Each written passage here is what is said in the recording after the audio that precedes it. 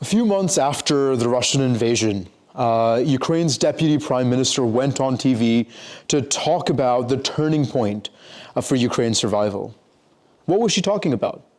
Well, she wasn't referring to the British and German decision to finally send tanks into Ukraine. She wasn't even talking about the $20 billion of military and humanitarian aid provided by the Americans. No, she was on TV to thank Elon Musk for single-handedly keeping the government operational, for keeping the military command structures connected to the troops on the front line. That's the new world we live in. It's a world where when countries get invaded and need critical technological support, they don't call the Pentagon or NATO or the United Nations. No, they tweet at Elon Musk. Because if it wasn't for his simple decision to donate thousands of satellites, Starlink satellites, to Ukraine, the country would have been fully offline within weeks and suffered tens of thousands of additional casualties. And this isn't just a one-off anomaly. It's part of a tectonic shift in the international political order. In the next 10 minutes or so, I'm going to show you how a handful of technology companies are increasingly more powerful than some of the biggest countries on Earth, and how they're unaccountable tech executives more influential than presidents and prime ministers.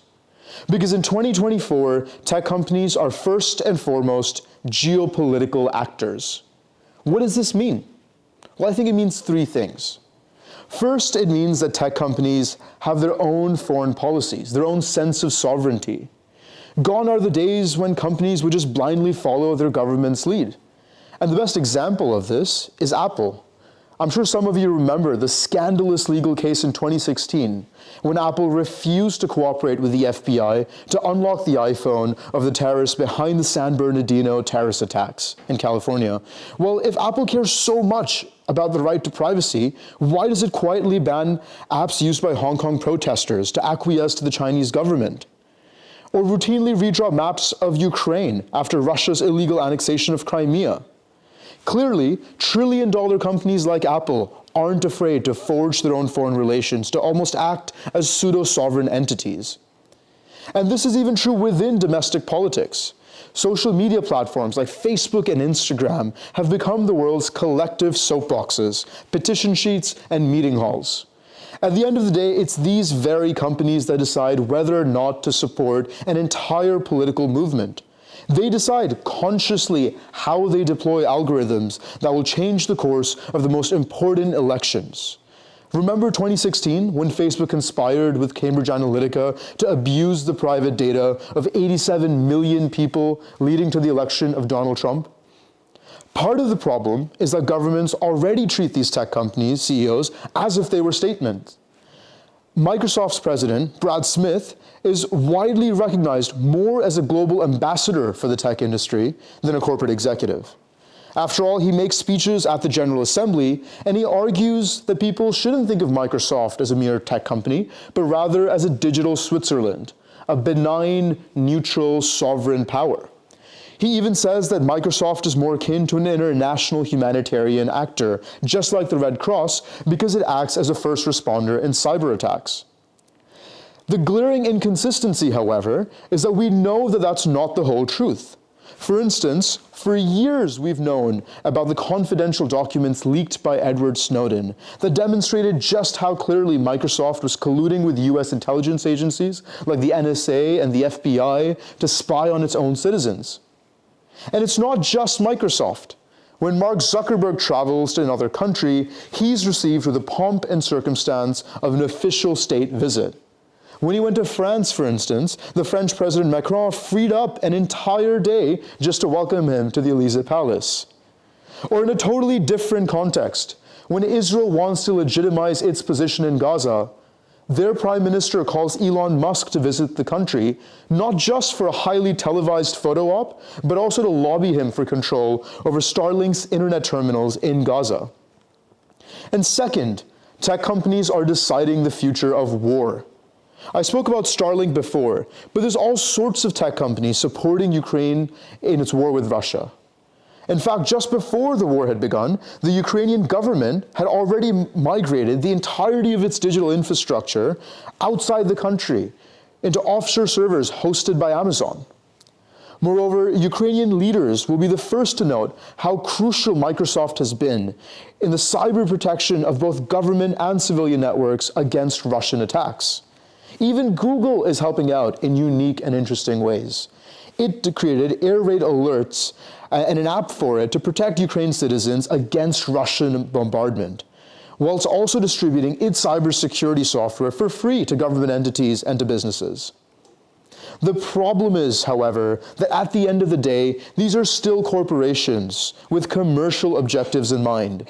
They're run by unaccountable tech executives that have no real legal or political obligations in adhering to these complex geopolitical roles. We've already found this out the hard way. 6 months ago, one of the most important Ukrainian counteroffensives on Russia's naval fleet had to be aborted. This wasn't because of a complex national security assessment led out by military leaders or because of high-level diplomacy between NATO governments. No, it was precisely because one morning Elon Musk woke up and decided that he just didn't agree with Ukrainian leaders anymore. So much so that he secretly ordered his engineers to compromise Ukrainian drones in combat. And finally, tech companies are also increasingly the architects of global governance. They create norms for social behavior. They police what we call the digital commons. And they even create rules that we have to follow in the real world. That's because these companies have the tools and the infrastructure to participate in international diplomacy. They no longer have to rely on lobbyists or PR or government affairs teams. No, they've built out their own full-fledged corporate ministries of foreign affairs.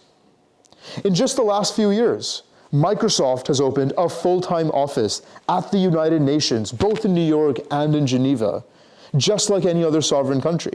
In fact, they're amongst some of the top funders of a handful of UN agencies. Microsoft even has an entire department called Digital Diplomacy, which is a team of over 36 former senior EU bureaucrats and diplomats and policymakers that now strategically craft a diplomatic identity for Microsoft. They even write international treaties. When nation states failed to agree on setting the basic rules for cyber warfare, Microsoft championed international cooperation. It said that we needed a digital Geneva Convention.